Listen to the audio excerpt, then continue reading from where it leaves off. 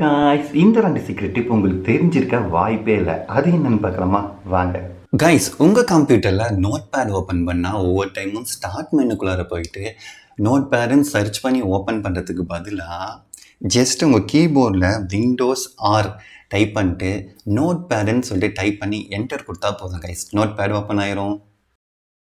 Guys, second trick அது என்னென்னு பார்த்தீங்கன்னா, ஒவ்வொரு டைமும் உங்கள் ஃபைலை ரைட் கிளிக் பண்ணி ஒவ்வொரு டைமும் ஷோ மோர் கொடுத்து இவ்வளோ ஆப்ஷனை கொண்டு வரணும், கரெக்டுங்களா?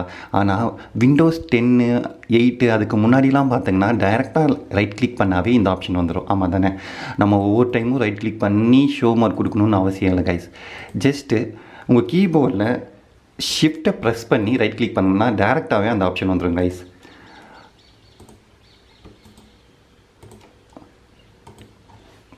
ஓகேங்களா? இந்த ட்ரிக் கண்டிப்பாக உங்களுக்கு யூஸ்ஃபுல்லாக இருந்திருக்கும்னு நினைக்கிறேன். மறக்காமல் இந்த வீடியோக்கு லைக் பண்ணிடுங்க, உங்கள் ஃப்ரெண்ட்ஸ் அண்ட் ஃபேமிலிக்கு ஷேர் பண்ணுங்கள். மறக்காமல் நம்ம சேனலை சப்ஸ்கிரைப் பண்ணிட்டு போங்க கைஸ். Thank you guys.